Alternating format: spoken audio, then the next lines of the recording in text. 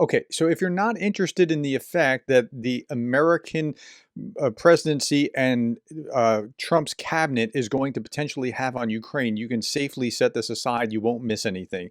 But if you are interested in that topic, I have either talked about or I'm going to talk about in this video every one of the cabinet members. By the end of this video, I'll have covered it, either in this video or in the last two videos in the last couple of days.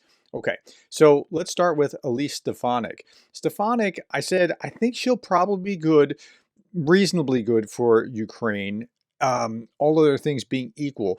Now, she will definitely be good for Israel. Like, that's not a question. And Trump is very hawkish about protecting Israel. Elise Stefanik, this is Julia Davis, who does the Russian Media Monitor as well.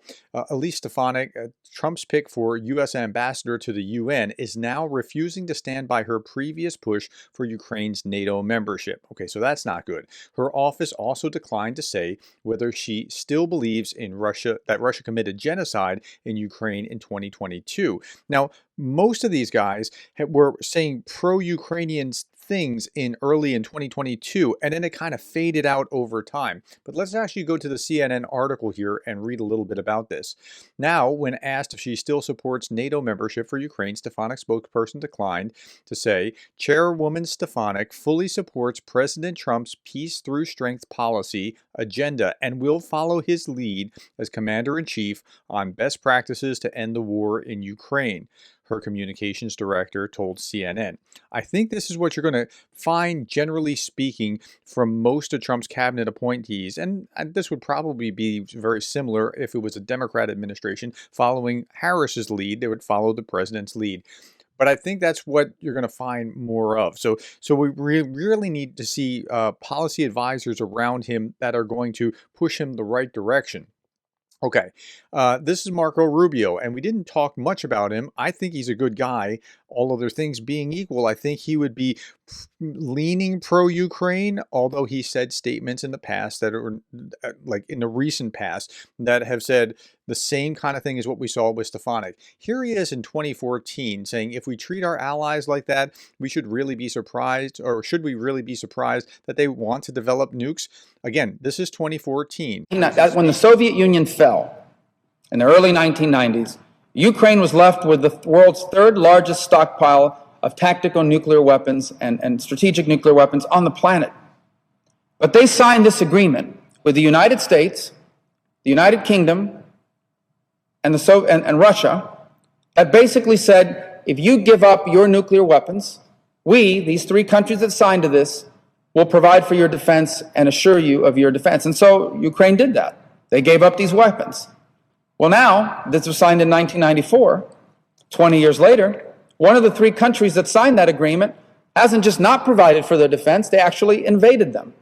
And I want to make a point on this for a second. And of course, he's talking about in 2014. So this is 10 years ago that he's saying this. Think about if you're one of these other countries around the world right now that feels threatened by your neighbors. And the United States and the rest of the world are going to you and saying, listen, don't develop nuclear weapons. Don't develop nuclear weapons, South Korea. Don't develop nuclear weapons, Japan. Don't develop nuclear weapons, Saudi Arabia. We will protect you. We will watch out for you. What kind of lesson do you think this instance sends to them? I think the message this is sending to many nations around the world is perhaps we can no longer count on the security promises made by the free world. Okay, so I think this is fundamental in Rubio's bones. Now, Rubio might shift a little bit, and you're going to see in an article I'm going to show you here, but I think Rubio at his core has an ideological center, unlike some other politicians. So he might talk in terms of pragmatism, but I think deep down, he really hates communism. Like he has I believe, a Cuban heritage and hates communism. Okay, here's what the U.S. enemies and allies might see from Marco Rubio as Secretary of State. President-elect Donald Trump's choice of Senator Marco Rubio as his Secretary of State, arguably the world's most important diplomat, could change the dial when it comes to the U.S. relationship with both its enemies and its allies. Rubio is considered a foreign policy hawk, and he always has been. I voted for Rubio over Trump in the primary back in 2016. I thought Rubio was the better choice. Has been highly critical of China and Iran. Now, China and Iran, and of course, are very close and chummy with Russia. So that actually makes it more likely to move kind of that direction, even in spite of everything else that we know about what's going on with Russia. Okay, but I don't want to put words in the mouth of the article. Let's give it a fair hearing. Again, this is a CNBC article. Rubio, considered a foreign policy hawk, but he has also been ambivalent about ongoing support for Ukraine. And that's very, very recent, perhaps when he was about to get tapped for this position, echoing Trump's stance that the war with Russia must come to an end. Serving as the vice chair of the Senate Intelligence Committee and member of the Foreign Relations Committee, so he's really well positioned for foreign affairs kind of things. He will be a strong advocate for our nation, a true friend of our allies, and a fearless warrior who will never back down to our adversaries, Trump said in his announcement of Rubio. Rubio's nomination could ease concerns among U.S. allies that the world's most powerful economy could retreat from the global stage, given Trump's America First policy. America First shouldn't mean America only, right? It just means we take care of our problems, but we're not like turning our backs on the rest of the world.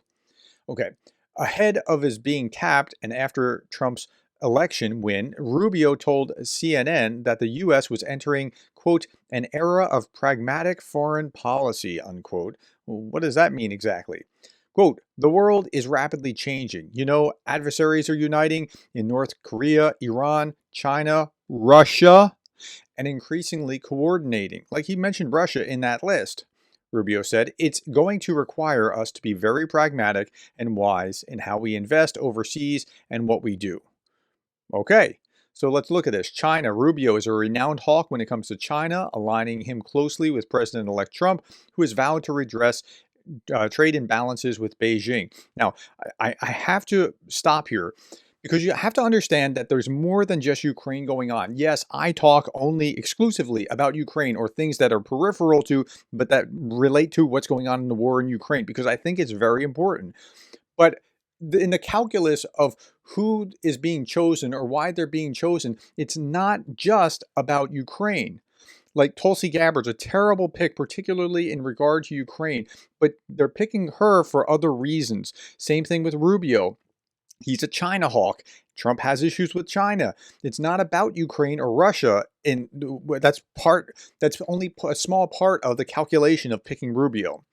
That policy is likely to find favor with Rubio, whose Senate biography describes him as leading the charge to rebalance our relationship with communist China. Okay, so that's China. There's no love lost between Rubio and Beijing. Okay, how about Iran and Israel? It's uncertain how a Trump administration and future Secretary of State Rubio will approach Iran, with both Republicans giving off mixed signals when it comes to punitive and more pragmatic policy stance. But look, Trump hates Iran. Trump loves Israel. Rubio is probably not too far from that, so I don't expect that much of a difference here. In September, Rubio gave his backing to the Israeli airstrike that killed Hezbollah's leader, Hassan Nasrallah, telling NBC News that, quote, Israel has no choice but to defend itself. Okay, so, and again, so here you're looking at China on one side, Iran on the other. What about Russia and Ukraine? Okay. Ukraine. It's widely agreed that incoming Trump administration will be far more hostile toward granting Ukraine more military aid.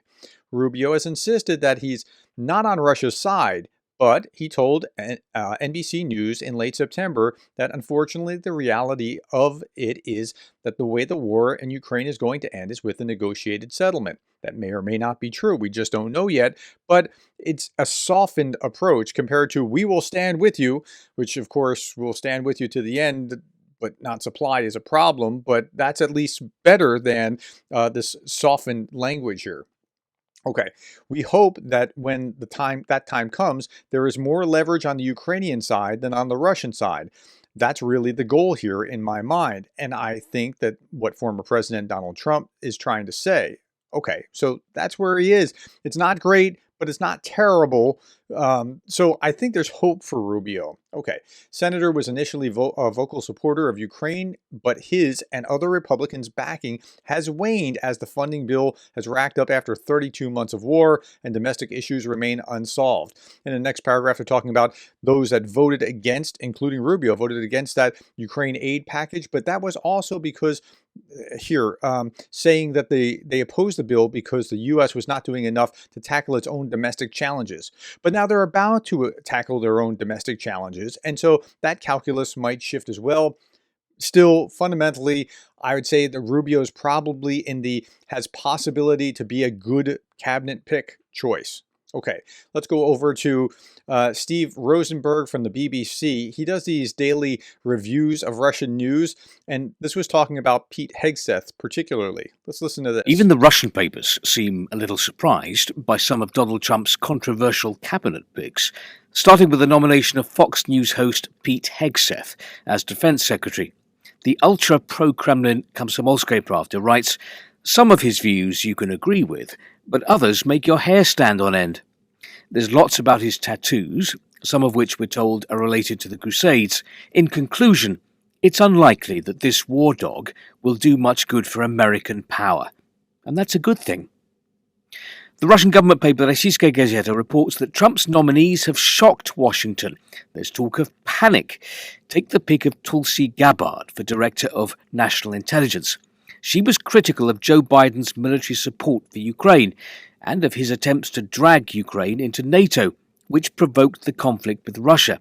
Appointing a person with such views to run a department coordinating the work of all US intelligence agencies looks like a slap in the face of the Washington foreign policy beau monde. And that's what it is. It's a slap in the face to the Washington intelligence establishment, and that's why Gabbard was picked. But Gabbard also has particularly bad views when it comes to Russia and Ukraine. This is Mitt Romney rebuking her back, well, some time ago, back in March of 2022, when Trump's nominee for Director of National Intelligence, that's Gabbard, was pushing Russia's propaganda about alleged U.S. bioweapon labs in Ukraine and trying to persuade Congress not to provide aid. Exactly what Putin hoped would happen, Mitt Romney tweeted out, "Tulsi Gabbard is parroting false Russian propaganda. Her treasonous lies may well cost lives." I think that's fair. Okay, here's Gabbard. By the way, so Reefer Madness out here on Twitter said, at Dr. Gerdes, "Keep talking about how Trump will be great for Ukraine." I wasn't talking about how Trump is great for Ukraine. I've consistently said he's a wild card. He could be good, he could be bad, could be good in this and bad for that. We'll see how that all plays out. Never argued he was going to be great for Ukraine. By the way, on Twitter, I've changed to at Professor Gerdes as one word, Professor Gerdes, and you'll see why in just a moment here. But let's look at this. When this came out, when this comment, keep talking about how Trump will be great for Ukraine, this was November 13th, 2024 at 7:18 p.m. She was just announced. Tulsi Gabbard was just announced. I had just put out this huge Green Beret waltz to replace lawyer Jake Sullivan, and I was still working on this about Pete Hegseth, and I didn't get that out yet. And then we talked about Trump's cabinet appointments here and here. We talked about, what's happening, right? So I wasn't saying that. Okay, anyway, what was Tulsi Gabbard saying here? And this is pretty terrible for the DNI. Putin, Zelensky, and Biden. It's time to put geopolitics aside and embrace the spirit of aloha, respect, and love for the Ukrainian people by coming to an agreement that Ukraine will be a neutral country, no military alliance with NATO or Russia, and therefore alleviate the legitimate security concerns of both US and NATO countries as well as Russia, because there'd be no Russian or NATO troops on each other's non-Baltic borders. This would allow the Ukrainian people to live in peace. Okay, that is the worst possible prescription that you could have. It's all Russian talking points. Let's go back through this one more time. Presidents Putin, Zelensky, and Biden. It's time to put geopolitics aside and... But you can't, because if you want to fight and I don't want to fight, we're going to fight. That's the way it works. So as long as Russia wants to fight, Ukraine doesn't have a choice. Embrace the spirit of aloha. Aloha, by the way, is a common phrase in Hawaii. She was a representative from Hawaii. It means hello, but it means more than that. Respect and love for the Ukrainian people by coming to an agreement that Ukraine will... Okay, if you want to give respect and love to the Ukrainian people, listen to the Ukrainian people. They do not want this prescription. ...be a neutral country, no military alliance with NATO or Russia, and They're only in this position because they're not part of NATO. If they were part of NATO, they would have been left alone. Therefore, alleviate the legitimate security concerns of both US and NATO countries as well as Russia. This will not eliminate the concerns of either NATO or Russia. Now, and she's going to talk about the non-Baltic borders. Because there'd be no Russian or NATO troops on each other's non-Baltic borders. Okay, so the Baltic borders are already bordering Russia. Finland is now bordering Russia, and that's NATO. Why is Ukraine any different? Why is that the problem? In fact, the U.S. borders Russia within about 3 miles, and that's NATO from Alaska to Russia. So this is not the issue. NATO is not the issue. The issue is that the Russians see Ukrainians as Russians who are traitors. That's the issue, and they must be wiped out. This would allow the Ukrainian people to live in peace. It will not, and she's a terrible choice for Director of National Intelligence. Here's John Bolton, Trump's former, what Jake Sullivan is to President Biden.